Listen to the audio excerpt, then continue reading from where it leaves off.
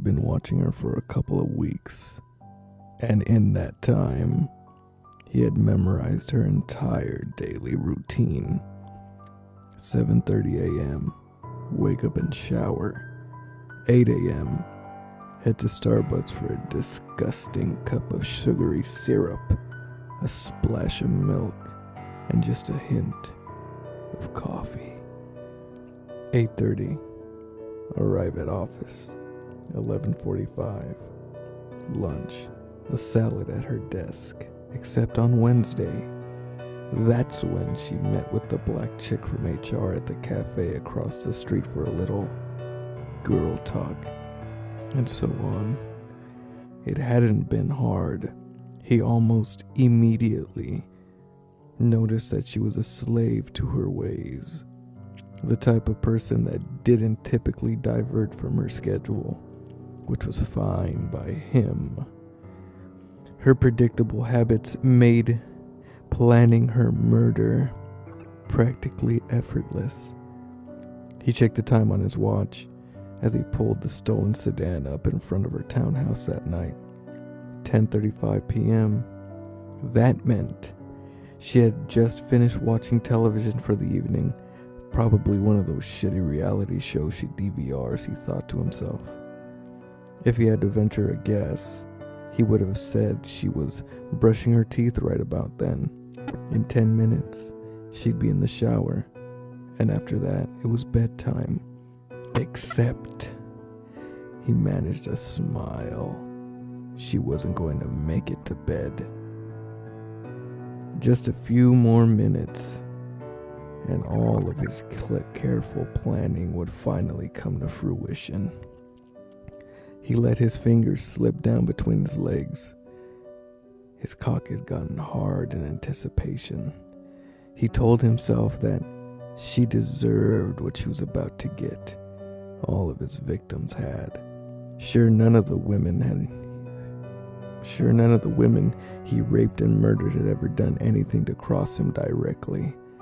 But that didn't matter. They were a type of females that sickened him. Promiscuous sluts in their late 20s or early 30s that claimed they were too wrapped up in their careers for a serious relationship. Dumb broads who considered themselves independent women. Skanks who wore overpriced designer blouses and carried obscenely expensive Michael Kors handbags wherever they went. Grown-ass women who idolized the geriatric whores from Sex and the City. Women like her didn't even notice guys like him, but it wasn't like she was too busy to meet men. In the last 3 weeks that he had been stalking her, she had hooked up with 2 different fellas. They seemed like real douchebags too, the type of guys who used dating apps and wore too much Axe body spray. The fact that she fucked men like that made him hate her all the more. His watch now said 10:47 p.m. She would be in the shower by now. 10:45 to 11:02. Those were the golden minutes. His window of opportunity. He had decided that the best time to break into her place was while she was busy washing. He thought about her tits for a minute and what they must look like up close. Again he reached down, this time gripping tightly. Somehow it was even harder. He popped the car's driver door side open and then headed around back of the house. It had rained pretty hard earlier that day, and now the air was unusually fresh. He swore he could smell the ocean even though it was 8 miles away. Part of him wished the weather hadn't cleared up. There was something peaceful about the sound of heavy rainfall to him, as if it drowned out the ear-splitting roar of existence and brought a few brief hours of harmony to the world. The lot in the back of the townhouse was so small he felt like he could stretch out his arms and touch the fence lining either side. There was a fake rock sitting underneath the yard's one rose bush. It struck out like a sore thumb. Inside was a key to the patio door. He knew it would be there because he had watched her use it before. But even if he hadn't, he surmised he would have been taking it too long to locate the obtrusive thing. Dumb bitch, he whispered to himself. You think somebody couldn't have seen this rock? Tell that it was fake? Dumb bitch like you deserves this. He bent over and removed the key from the faux rock's tiny compartment. Then slowly, quietly, he unlocked the patio door and stepped inside. He was in the kitchen now. The shower was running. He could hear it as soon as he entered the townhouse. So far, everything had gone just as he expected. But this wasn't a surprise to him. After all, he'd been preparing for weeks for this night. He always planned his kills meticulously. The last place he wanted to go was prison. Most serial killers were in there for the fame. They left clues and calling cards so they could be read about in the paper. They wanted the talking heads to argue about them on TV. And when they got caught, they wanted to be celebrities, not him. He only wanted to maim and torture as many people as possible. Getting arrested would ruin all the fun. The woman in the shower would be his 9th victim. But there was more that needed to die, so many more. Half of the human race if need be. He floated through the kitchen into her living room. The shag carpet squished underneath the wet soles of his shoes as he walked across it. He moved through the shadowy house like a phantom. The darkness was his domain, and he was a monster hiding in it. The sound of the shower was louder now. It was coming from the second level. He stopped at the base of the staircase and peered up. A yellow light was seeping out from beneath the door of the upstairs bathroom. That famous scene from Psycho bled into his mind. He supposed jumping her in the shower was a little cliche, but at least he was going to use a knife. No, he preferred to choke the life out of women. It got him off. Besides, it's not like he was dressed in drag like Norman Bates. He crept upstairs as silently as possible. There was no need to check his manhood a third time. He knew what he would be ready to give to her when the time came. Excitement was beginning to urge inside of him. But as soon as he got to the door, a sudden twinge of panic shot through his body. The door. What if it was locked? He had just assumed it wouldn't be since she lived alone, but that didn't make it a sure thing. If she heard him trying to fiddle with the doorknob, she might scream. All the townhouses in that neighborhood were packed so close together. Hers even shared a wall with another one, and the person living in the adjacent building would easily be able to hear her cries for help. Even if nobody called the police, people would be looking out their windows to see who came out of her house, maybe even snapping a few pictures of them. What if they got a clear shot of him? The police would catch him for sure once her body was discovered, and then his playtime would be over. How could I have been so careless? He thought about turning around and heading back downstairs. There was always tomorrow. If he was quiet about it, he could just come back. Then something else skipped through his mind. The man from the grocery store 2 days prior, the one she had been giving fuck me eyes to at the checkout stand. Weeks he had been tailing her and she hadn't once looked his way, but that slimy prick in the sleeveless t-shirt sure got her attention. She was probably in there right now thinking about him. No, he decided to himself. She doesn't get to finish that fantasy. He wrapped his fingers around the doorknob. The metal felt like ice against his skin. The sensation of his heart beating wildly in his chest was tremendously apparent to him. He took a deep inhale. If the doorknob didn't turn, he would break the door down. With a little bit of luck, he could crash into the bathroom and grab her around the throat before she could let out a shout. He twisted his wrist a half-inch to the left, and the knob spun with success. A triumph sigh emerged from his mouth. All of his worrying had been for nothing. The door was unlocked. He cursed himself for his stupid mistake, then turned the doorknob the rest of the way and slinked inside. The shower sounded so loud, like snow on an old analog television when the speaker's volume is turned all the way up. The air was so thick inside the steamy bathroom he could practically chew it.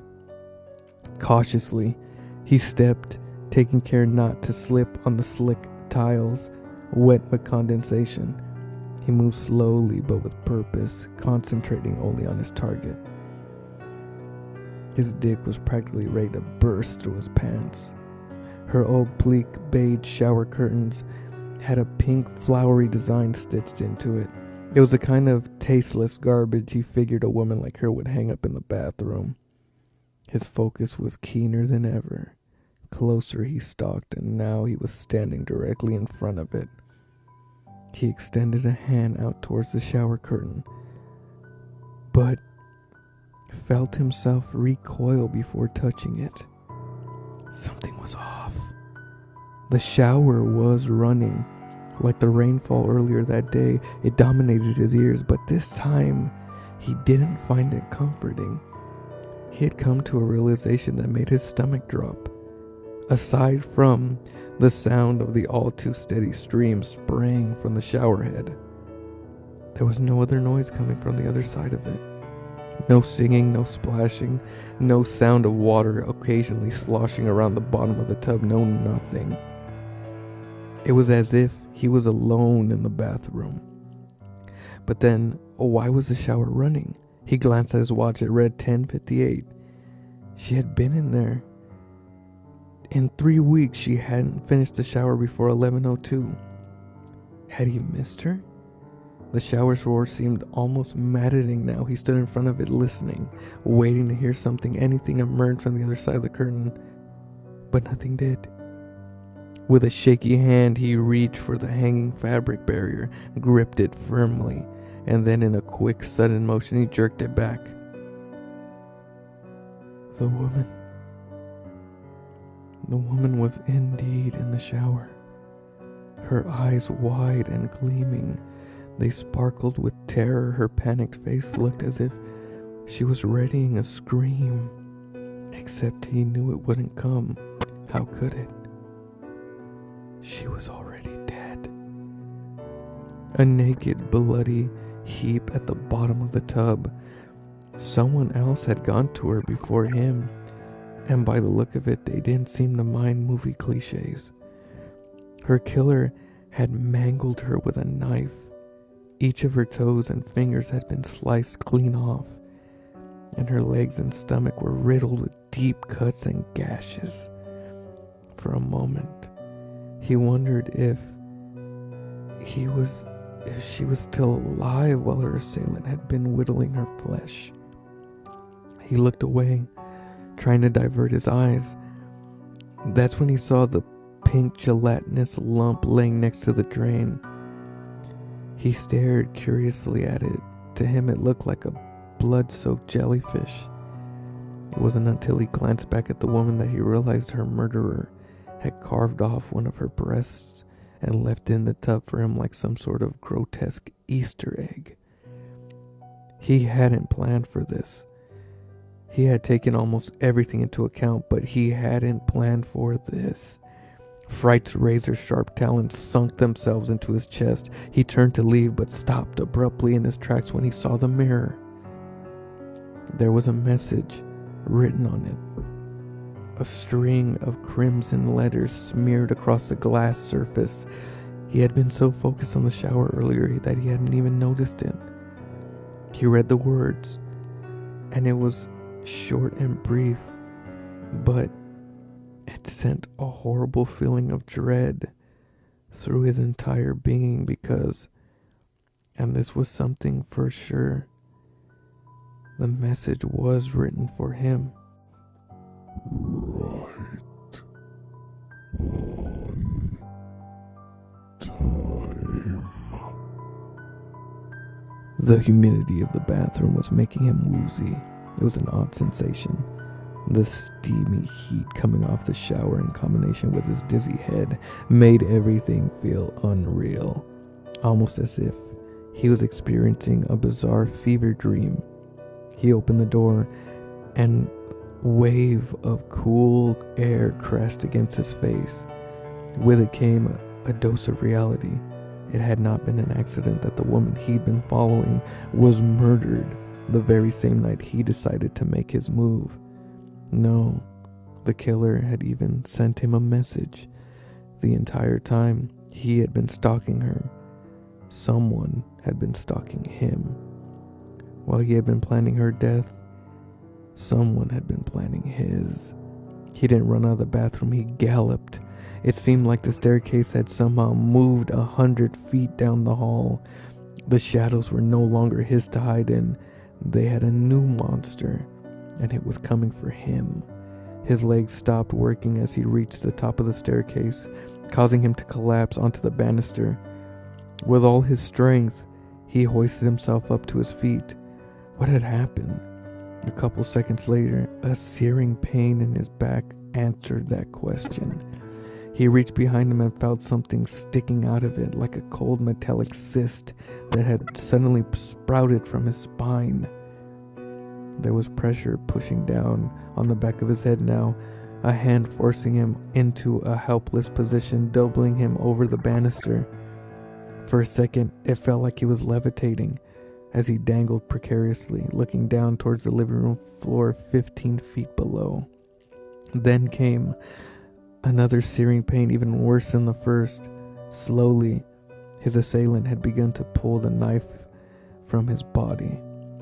It felt as if his wound was being defiled, as if someone had just finished using him the same way he had used his victims. How big was this blade? How deep it had been buried? It seemed like it took forever to remove.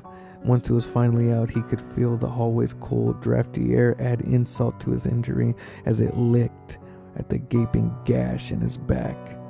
He turned to get back to his feet, but before he could, someone snagged a hold of his ankles. In an instant, he was toppling over the handrail. The living room spun around him as he fell down to the floor. He landed on his shoulder with a hard thud and let out a groan. There was no doubt in his mind that this was dislocated. He gazed up and saw the figure of a man crawling down the stairs on all fours like an animal. And he wondered for the second time if he was dreaming.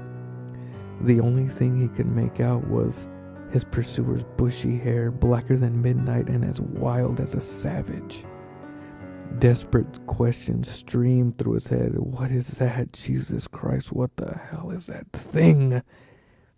He watched silently as the man or animal or thing that had attacked him reached the bottom step and stood up on 2 feet, uncurling its spine like a cobra, dancing for a snake charmer. The shaggy hair of dark matted hair turned in his direction, and now he could see a face, a human face, or at least one that used to belong to a human. His stalker wore a skeleton smile, no lips, and a set of flat white teeth that contrasted bitterly against purple gums.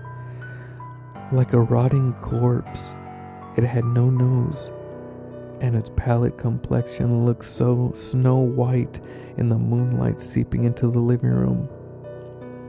His hand held an 8-inch Bowie knife coated in blood. It began to slither towards him again, watching him through a pair of bulging yellow eyes.